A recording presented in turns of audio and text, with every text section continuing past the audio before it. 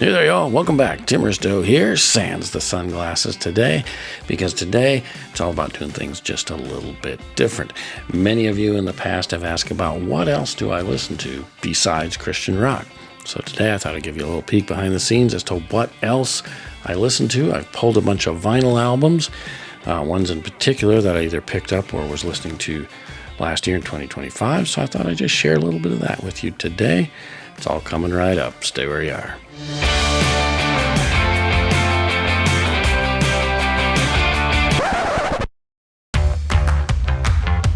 Hey there, y'all. Tim Risto here. Welcome back to another Tim Talks Christian. Wait a minute. It's Tim Talks Music today. Actually, because we're doing things a little different here today. Why are we doing things a little different here today? Well, mainly because I've got so many videos in the works, including my top 10 releases of 2025 that'll be coming out soon, a bunch of album reviews, my next What's the Message video featuring Jerusalem's Dancing on the Head of the Serpent, picking up from where I left off last year with their discography.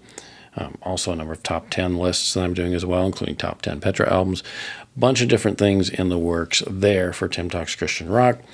I've also got on the faith and film side of the channel, working on my most anticipated faith-based films of 2026 video that'll be coming out. So lots of stuff in the works that requires, listening to albums, taking notes, watching films, taking notes, those type of things in preparation before recording.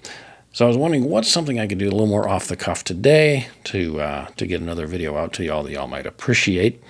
And one thing that struck me was many of you have often asked in the past, what else do I listen to besides Christian rock? This might be kind of fun to do. So I pulled a bunch of vinyls off the shelf, vinyls rather than CDs, just because it was easier to stick with one format.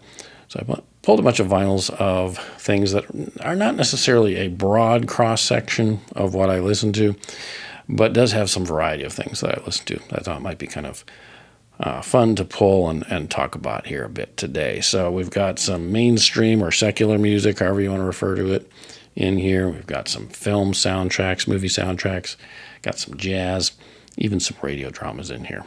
All right, y'all, let's go ahead and start out. We'll talk mainstream music, first of all, rock music in particular. Most of you who are fans of the channel probably have heard me reference Pink Floyd before, and that's largely because Pink Floyd has been very, very influential to many artists. David Gilmour's guitar work, I think, has been hugely influential in rock music in general, including Christian rock.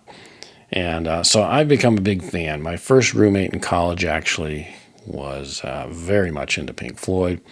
I had just gotten into Christian rock music in high school, so then when I first go off to college and my first roommate is big into Pink Floyd, I'm like, oh, no.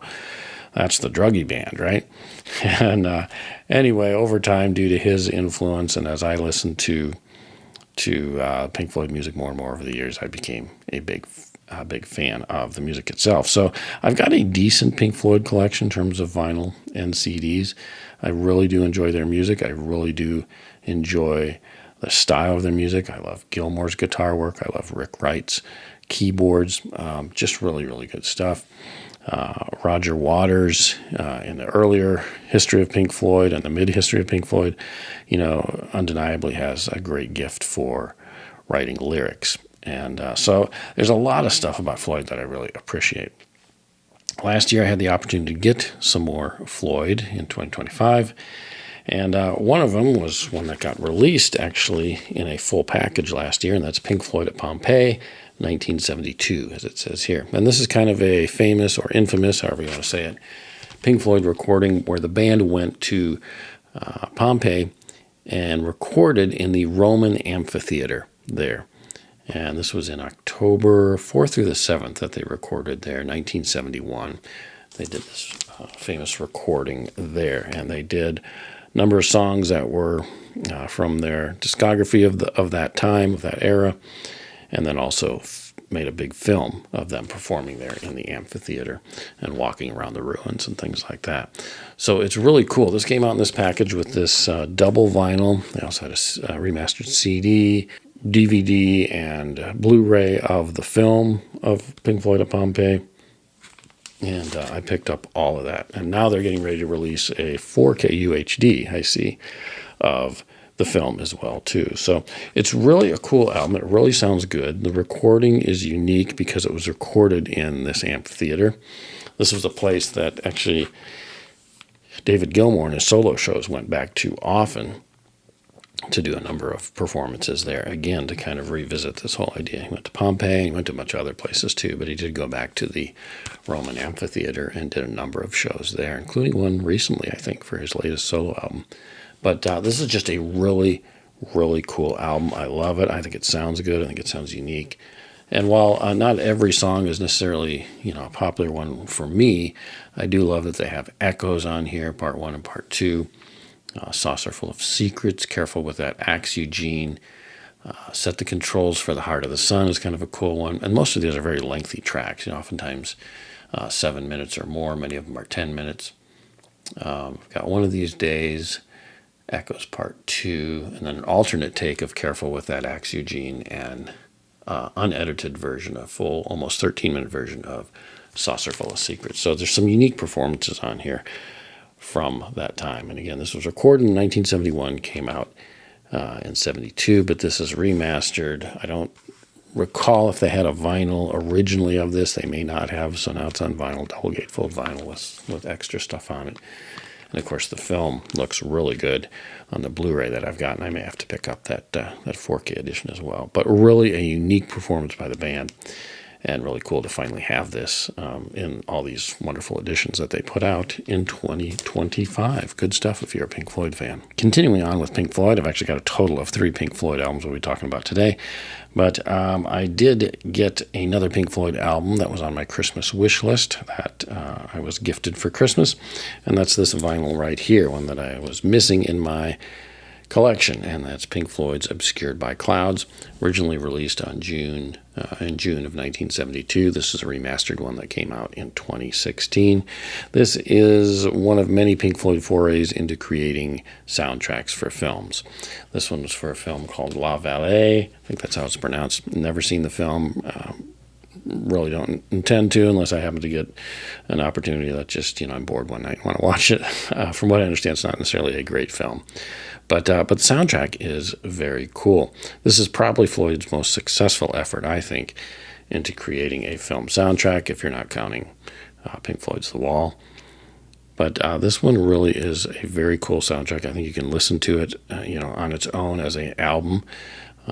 Although there are some shorter tracks that maybe feel, much more like, obviously, kind of like, soundtrack material.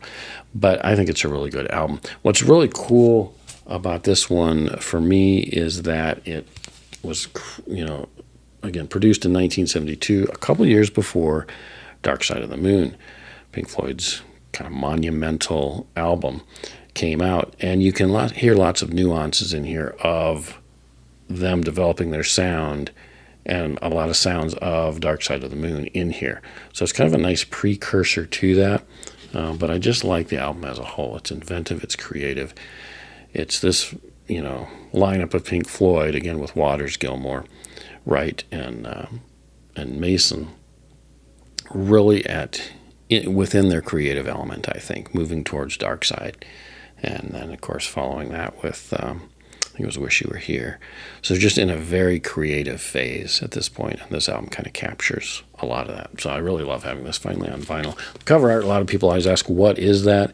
It's a blurred out image of actually a guy in a tree getting ready to jump out of the tree into maybe a lake or something. I don't remember the whole story, but it is from the film itself. So it's just kind of a blurred image. But it works well. It kind of fits in with the typical Floyd imagery for cover art of something kind of unique and different. All right, third and final Pink Floyd album I'll show you for today, and that's this giant vinyl box set called Pulse, which was basically the live tour for Floyd's last studio album, The Division Bell, which I think that came out in 94. And this is a very nice box set. It's got 4 vinyls, a booklet that accompanies it as well. It's really pretty cool. Features kind of a best of some of their music from the newer version of Pink Floyd. This does not have Roger Waters on it. This is the kind of later version of Floyd that started with A Momentary Lapse of Reason. and then continued on here through Division Bell and these live albums that accompanied both those tours, and then of course ended with the Endless River album. So that was the newer version of Floyd. So no Roger Waters on this, although there are songs, of course, that he wrote that are featured in this tour. But this is notable for including a number of the newer Floyd albums in a live setting, similar to the first live album that accompanied the Momentary Lapse of Reason tour with Pink Floyd. But this also is unique for featuring Dark Side of the Moon album played live in its entirety on here, so it's unique for that. It also has Hey You from The Wall, which I don't hear played live very often with this version of Floyd, so that was kind of unique to have that on here too. It's also got Astronomy Domine, I believe, which is an earlier Floyd song too, which was unique for them to go back in their catalog and play that live too. They did a little more of that during Gilmour's solo tours for his albums. He pulled from a little bit more of the Floyd back catalog as well too, but it was kind of unique for Floyd to do that here during this tour. But it's a really nice box set. I won't show it all to you because it would just get lengthy, but there is again a cool book and then the four vinyls, and it's a nice set. Found this on sale, I think, on Amazon one day. I kept seeing it drop in price and thought, this was a good time to pick it up. So I did pick it up last year in 2025, and glad to have this in my collection. It's a notorious album in some ways too, because there was a CD of this, which I've got that too, which kind of replicates this box set look, but it had a little blinking red light on the back part of the spine of the CD sleeve. It didn't have a switch to turn it off, so it would constantly blink and blink and blink, and most people, by the time they bought it, the battery had worn out, and people got frustrated with that. I happened to find a CD copy of that in a Half Price Books, I don't know, a few years ago, and there wasn't any batteries in it, and I didn't have any with me to test it, so I took it home, bought it. I think it was very inexpensive, probably $12-15. Took it home, bought it, put new batteries in it, and lo and behold, worked just great. So I've learned to not keep batteries in it. That should retain the life of that little light bulb continuing to work. But anyway, little gimmicky idea that they came up with. The pulsing light, of course, to go along with the album theme of Pulse. So, but really a good live album. Not my favorite live performance by them, but a very, very good one. All right, next up, let's talk jazz and jazz-related albums. I've always been a big fan of the Peanuts cartoons on TV and Vince Guaraldi's music that accompanies the specials as well, too. And so recently I had a chance to pick up, this was again last year in 2025, Vince Guaraldi's Peanuts Portraits, the classic character themes included on this vinyl. I love Guaraldi's jazz stylings throughout the Peanuts specials, of course, known for the famous Linus and Lucy theme, also the Christmas music where they're skating on the ice pond, that kind of famous classic theme music there. Lots of different themes that Vince Guaraldi created for the Peanuts characters, and this album was unique in that it collected them all together here. You've got Linus and Lucy, you got Sally's Blues, Blue Charlie Brown, Peppermint Patty, Charlie's Blues, Joe Cool, which is one of my favorites by Guaraldi, Frida with the naturally curly hair, Schroeder, Little Birdie, The Masked Marvel, and Linus and Lucy. So kind of a decent little variety of some of the characters' themes collected into one album. And it's really been neat because I think it's this Craft Recordings label that has been reissuing, and in some cases issuing for the first time, a number of these Peanuts albums on vinyl and also reissuing on CD too, with a lot of alternate takes and extras and stuff like that. So I've decided I want to start collecting some of these because I really do love Guaraldi's style of music, and these are neat. This is neat too because the insert has little descriptions of the characters' themes that are included in the album, with a little bit of insight into how they were created and how they tie in with the characters and things like that. So kind of fun, trying to work my way through collecting some of these Peanuts vinyls. They've had a lot out lately. In fact, right before Christmas 2025, I saw about 5 or 6 different Peanuts albums out. Couldn't afford to get them all at once, but I'm going to make my way through collecting these. They're fun to have on vinyl and nice to put on the turntable every once in a while. Love, love, love this style of jazz by Vince Guaraldi. Next up is a classic jazz album featuring Miles Davis and the Miles Davis Quintet, and that's Workin', with the Miles Davis Quintet. Great, great album from 1960. There's Miles Davis, the great trumpet player on the cover, kind of in this urban street setting. You got the steamroller back there. I think this was outside. Photo was taken outside of a recording studio, if I remember correctly. But anyway, this is a nice remastered edition, a Barnes & Noble exclusive limited edition on glacial blue vinyl. Nothing too fancy. It does have a nice plastic sleeve and that great glacial blue vinyl of the album originally from Prestige Recordings. Really, really a cool album. This was actually part of, I guess you could call it kind of a series of albums Davis ended up putting out. Working was one of them. Steamin' was another one. Cookin', I think, was another one. Relaxin' was another one. They've all been reissued on vinyl editions here on this label, which again I think is still Prestige record label. But I picked this one up, obviously at Barnes and Noble. Get 10% off with their member program, and it was this nice blue vinyl, or glacial blue vinyl. So I really do like this album. There's some neat stuff on here. You've got John Coltrane that plays on here too, was part of the quintet. And I think it was also, Red Garland on piano, who's just phenomenal. And then Paul Chambers on bass, Philly Joe Jones on drums. So the quintet was just a classic jazz group. And I've had this on CD for a while, but it was nice to pick up a really nice, kind of straightforward, simple, nothing fancy, not a double, not a gatefold edition double vinyl with all sorts of alternate takes. I don't need all that. It's just nice to have a nice, straightforward vinyl edition of this album, and it's a very, very good jazz album. It's one of my favorites for sure. All right, switching gears and switching genres once again, let's talk soundtracks. I love film soundtracks. I'm a big film fan. Early on, even before high school, I got into movie soundtracks. I think it was because of Star Wars. And so the music of John Williams became synonymous for me with just music I loved. And I remember collecting the Star Wars vinyls back in the day, Battlestar Galactica, Black Hole, all these great vinyl soundtracks that I really loved. Of course, Raiders of the Lost Ark came along, and that just sealed the deal for me with John Williams, and he became the music of my childhood and of my films and things like that. So I was a big soundtrack collector long before I was into collecting Christian rock. So I've kind of picked that up again. I always kind of had CD soundtracks in the back, but I finally got back to collecting soundtracks on vinyl again, too, after losing my whole vinyl collection in a house fire that I've mentioned many years ago, a wildfire back in 2011.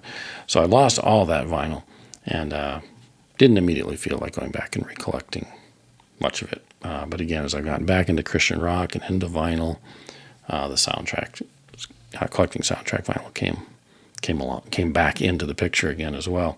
So last year I had a chance to pick up a few different ones. One in particular was this great soundtrack by John Williams for what was really the first, mega hit film for director Steven Spielberg for Jaws. And this is a really neat 50th anniversary vinyl edition that is just absolutely cool. I've got another anniversary edition of the soundtrack on CD, but I was looking for a long time to just get the original vinyl soundtrack. I think it's a black background with the movie poster centered on it, and I just wanted to pick that one up. But then, lo and behold, this came along, this 50th anniversary vinyl, and I said, you know what, I'm going to go ahead and pick it up. It's pressed on 2 180-gram colored vinyl. It's actually a really cool edition. It's got this little band that slips over, and then you actually slide that sleeve off. Vinyls pop out the top, and they've got sleeves with photos on them and descriptors that way. There's another one there. All sorts of liner notes. And then you've got a red vinyl one and a blue vinyl one. I guess you could say it's like Iron Wrath's red pill, blue pill vinyls for a master storyteller. But two very nice vinyls. In addition, you've got the insert that goes over those vinyls, or the vinyls go in, that folds into this cool little shark fin display that you can have out while you're listening to your vinyls. So very, very cool. And I thought it might be kind of difficult to either get stuff in and out, or it wouldn't really hold together very well. But actually, the stuff all slips in nicely, and then it all goes into the sleeve like that, and then your little band goes over it. So it's not tough at all. Sturdy enough materials that, if you're not constantly taking them in and out all the time, holds together pretty well. So very, very cool. This does have, I think, extra tracks over what the original vinyl had, obviously, because you've got two vinyls here, but probably more in keeping with some of the extras that the CD editions have had, although I don't think it has all of them. But basically a very good soundtrack, one of John Williams' best, and nice to have it. It's such a cool edition, too. So I got this last year and really, really have enjoyed listening to that. Another phenomenal John Williams soundtrack that I recently picked up. Actually, I think I pre-ordered this a while back, and then it just came in maybe at the very tail end of 2025, if I remember correctly, is the vinyl edition of Episode 3, Revenge of the Sith. Star Wars Episode 3, Revenge of the Sith. Another great Williams soundtrack. This is a nice gatefold edition. You open it up, and it kind of mirrors the interior of the original Star Wars, Episode 4, New Hope, the way that vinyl was, which had these kind of bordered images in the gatefold, like this one does here. So very, very cool. Nice edition with an insert here, both sides, and again, kind of this lava-colored vinyl, since there was a big battle scene on the lava planet in this film that famously known as part of the storyline. Anakin becoming Darth Vader. Spoiler alert, but both editions are in this kind of lava-colored vinyl. And it really is a good soundtrack. Not perhaps as good, really, as the original 3 Star Wars films were, but still, it's John Williams, and he's just always, I think, at the top of his game. There's some of the soundtracks and some of the more serious dramatic films that Spielberg has done that I'm not as big a fans on, but his adventure film soundtracks, the ones he's done, even the one he did for John Wayne, the Cowboys back in the 70s, was a great soundtrack. But of course, all the Star Wars and Indiana Jones films are top-notch soundtracks for sure. So anyway, I wanted to collect them all on vinyl, and this was one that once it was made available through Disney Music Emporium, I thought, I'll go ahead and pick it up, and I do enjoy listening to this one. All right, let's talk a couple more soundtracks, and then we'll hit up a couple of radio dramas on vinyl as well. This particular soundtrack is one that I got as a Christmas gift. I believe it was from my youngest son's girlfriend. As a Christmas gift, it had been on my Go Wish list. I think I first saw this on Facebook as a Facebook ad that this particular label, which is Real Gone Music, was offering this new edition for sale. It's copyright 2025. And this is, of course, the soundtrack to It's a Wonderful Life, which is the famous Frank Capra film starring Jimmy Stewart and Donna Reed. And it's really cool. It's got pretty much just the music. I don't think there's any dialogue from the film. There may be a little bit here and there, but there is some vocals of It's a Wonderful Life, the vocals, and Haunted House. It has the chorus in there, so you hear the vocals from that, things like that. There is the trailer music on here, which is kind of unique too. This is all by Dmitri Tiomkin, I believe is how it's pronounced, who did a ton of great film scores back in the classic Hollywood days. One of my favorite ones by him is to the Guns of Navarone film. He did great work on that. I love that soundtrack. I love that movie as well. And I picked up an expanded CD soundtrack for that film on Amazon several years ago. I love that. But he did a ton of different films. Very, very highly respected composer for films back in the day, and this was one of them. And so I really love this edition. I don't recall what the price was on it. I think it was under $30, pretty reasonable. But it does come in this kind of nice red pinkish a little bit vinyl, kind of almost a little Christmassy looking, but it's a very nice vinyl. It's not 180 gram, it's just a thinner vinyl, but feels sturdy enough, that's for sure. Sounds good. It's got an insert too with black and white photos. Of course, the film is black and white photo. At least the original film was black and white. Then, notoriously, they did a colorized version, which was just sacrilege and did not look good at all. But the original is black and white, nice, rich-looking black and white. So I got images here on the side of insert, and on the side is an image from the movie poster for the film too. Jimmy Stewart and Donna Reed on that. So this is a really neat one to have. It's been a little more common in recent years to go back and offer soundtracks to vinyl for some of these films, which I don't believe originally were released.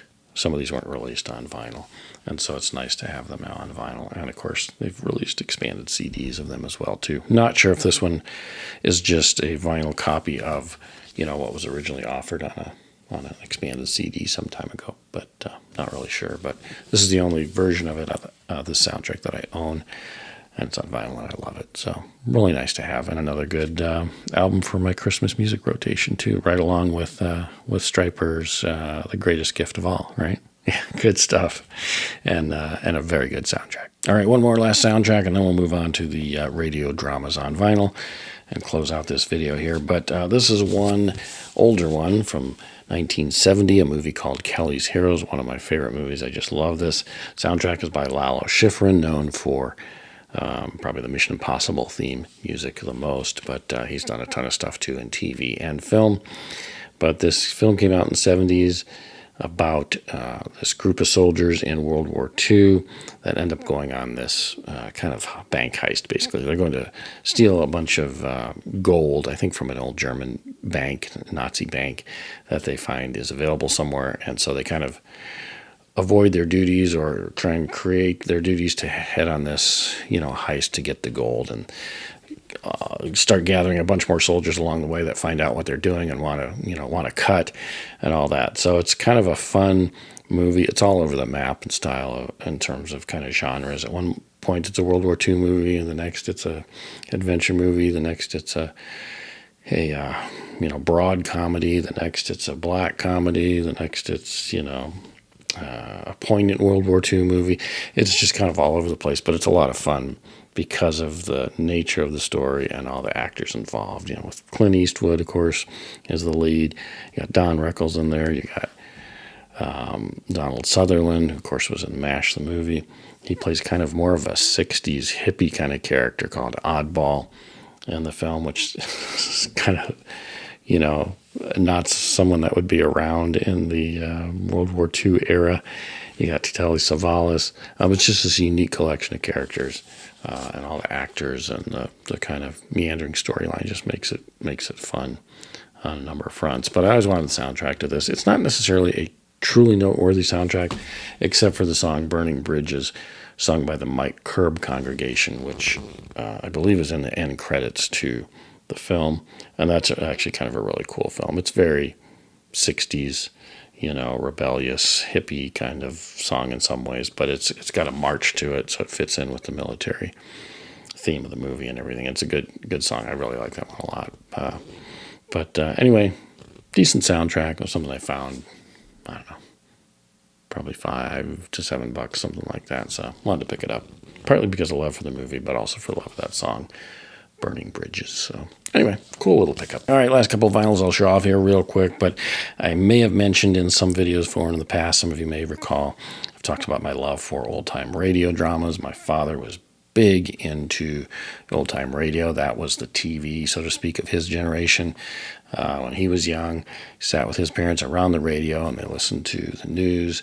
They listened to old-time radio programs as well, to old-time radio dramas. He listened to Westerns. He listened to gangbusters, kind of the the Godfather stories of his day.